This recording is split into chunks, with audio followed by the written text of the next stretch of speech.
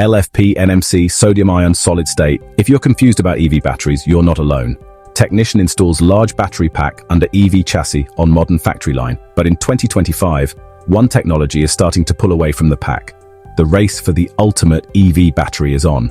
Aerial view of massive EV assembly line with battery packs being installed into vehicles. This isn't just marketing fluff. We are in the middle of a full-blown battery war, a high-stakes race for the ultimate power source. Chemistry, engineering, sheer ambition. The battery isn't just a component, it is the car in many ways. It dictates the range, the price, and even the safety. This is happening today, on the 19th of September 2025. The choices automakers are making right now in their factories are directly influencing the car you might buy tomorrow. One type of battery might give you blistering acceleration but cost a fortune, while another offers a sensible range for a price that doesn't require you to remortgage your house. In this Grand Prix of power, one particular contender has surprisingly pulled ahead of the pack. So, buckle up, we're going to cut through the noise and get to the bottom of it. What are these different batteries? Why should you care? And most importantly, which one is actually winning the race? We'll look at the current champions, the promising upstarts, the revolutionary game changer that everyone is waiting for. This is the story of the great EV battery race, and understanding it is the key to understanding the electric car itself. Forget horsepower for a moment. Today we're talking kilowatt hours. Electric vehicle drives toward horizon with a celebratory, hopeful atmosphere, and believe me, it's every bit as exciting. At the heart of the EV market right now are two main types of lithium-ion batteries, and they go by the names NMC and LFP. Think of them as the two leading teams on the grid. For a long time, NMC was the undisputed champion, the big dog. NMC stands for nickel, manganese, cobalt. The key ingredients are right there in the name, and this chemistry is all about power and range. It packs a lot of energy into a small space, brilliant for long-range, high-performance electric cars. It's the battery of choice for many premium EVs that boast those headline-grabbing range figures. However, NMC batteries have a couple of rather significant drawbacks. The first is cost. Nickel is expensive, and cobalt, especially, is eye-wateringly expensive. Cobalt mining, in particular, is fraught with ethical and supply chain problems. That makes car makers a bit nervous. The second issue is thermal stability. In simple terms, NMC batteries can be temperamental when it comes to heat. They require more complex and heavy cooling systems. That adds cost and weight to the vehicle.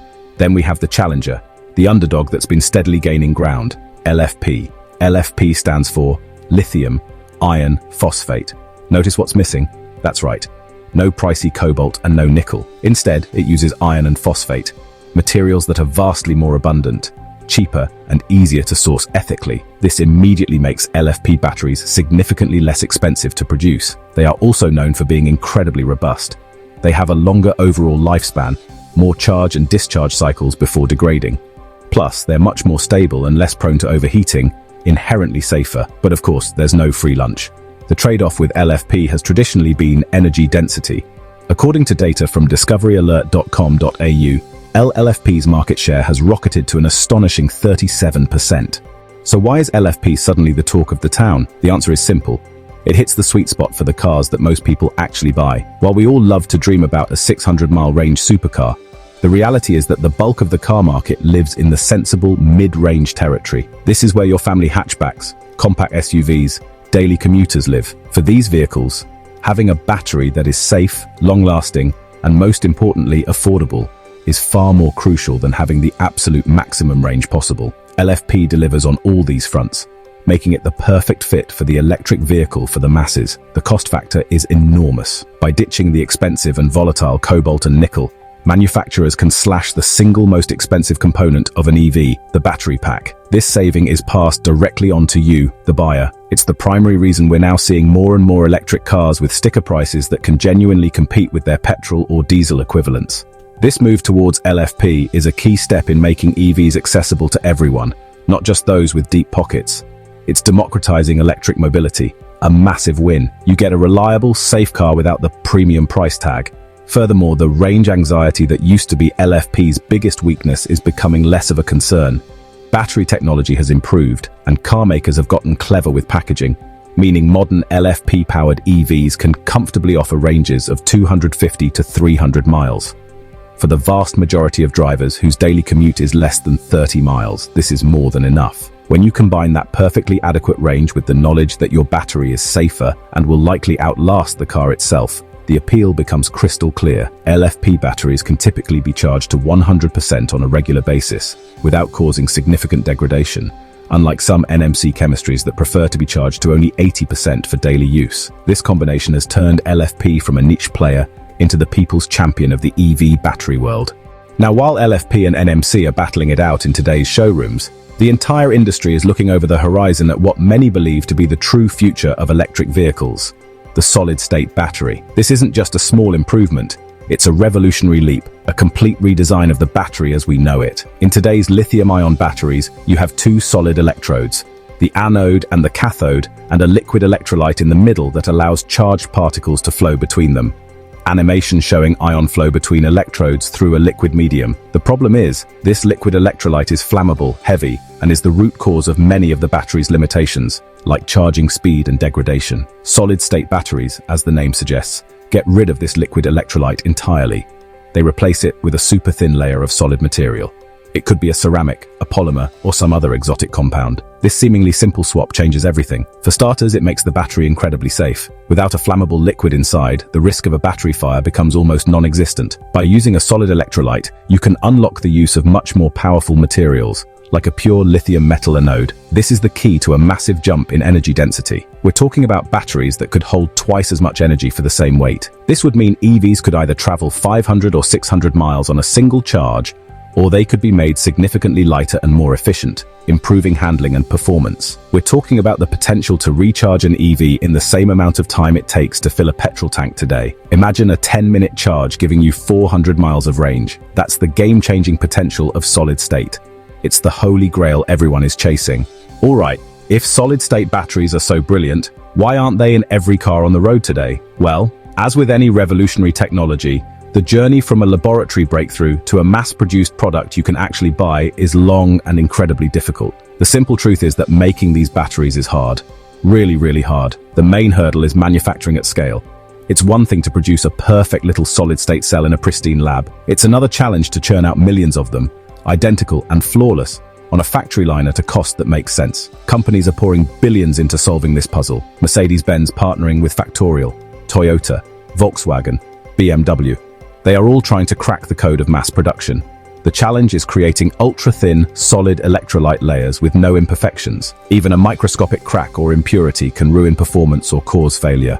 The materials are brittle and hard to handle, and keeping perfect contact with electrodes over thousands of charge cycles is a monumental engineering feat. Cost is the other giant elephant in the room. Right now, materials and complex processes make solid-state batteries prohibitively expensive. Even mass production could still make cars far too costly for average buyers. The goal is to bring costs down to match or beat today's LFP and NMC batteries.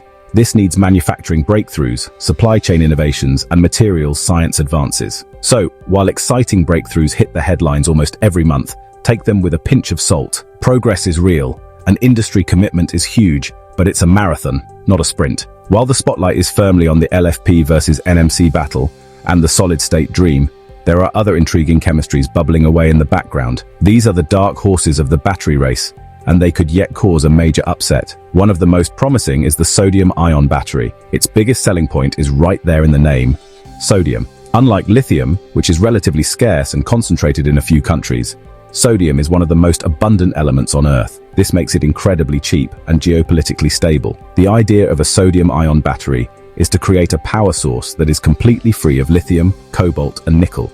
This would be a game-changer for producing ultra-low-cost EVs, particularly for city cars, scooters, and energy storage systems, where extreme energy density isn't the top priority. The challenge so far has been that sodium ions are larger and heavier than lithium ions, which means the batteries have a lower energy density and don't last as many cycles. Another fascinating contender is the lithium-sulfur battery. This one is all about chasing lightweight performance.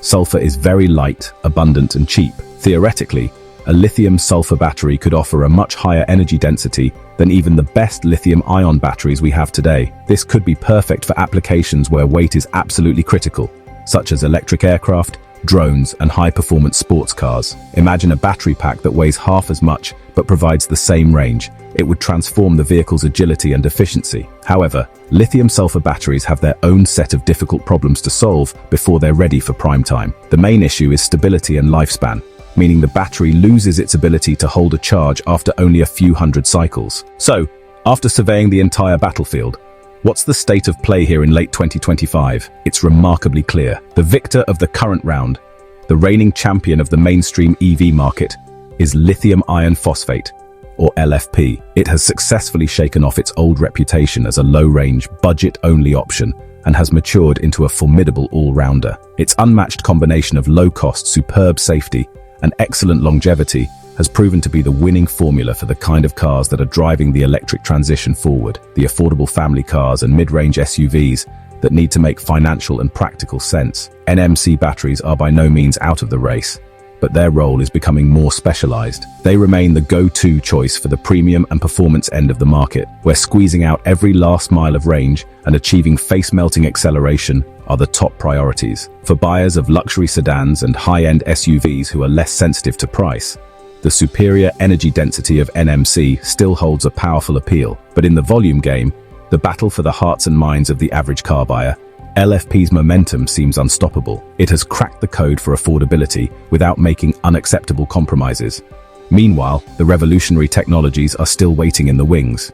Solid state remains the undisputed next big thing, the technology that promises to solve almost all of the current limitations of EVs. The entire industry is holding its breath, waiting for that one company to finally crack the manufacturing code and unleash its potential. Similarly, sodium-ion and lithium-sulfur are fascinating prospects, each with the potential to carve out a significant niche in the market. They are important parts of the future landscape, but they are not today's story. Therefore, the verdict for 2025 is this: LFP is king. It has become the workhorse of the electric revolution, the technology that is enabling millions of people to make the switch. It's not the flashiest, nor does it offer the most staggering headline numbers, but it delivers exactly what the market needs right now. It has won the present. The future, however, is a different story, and the crown sits uneasily on LFP's head. The race isn't over. In many ways, it's just getting started.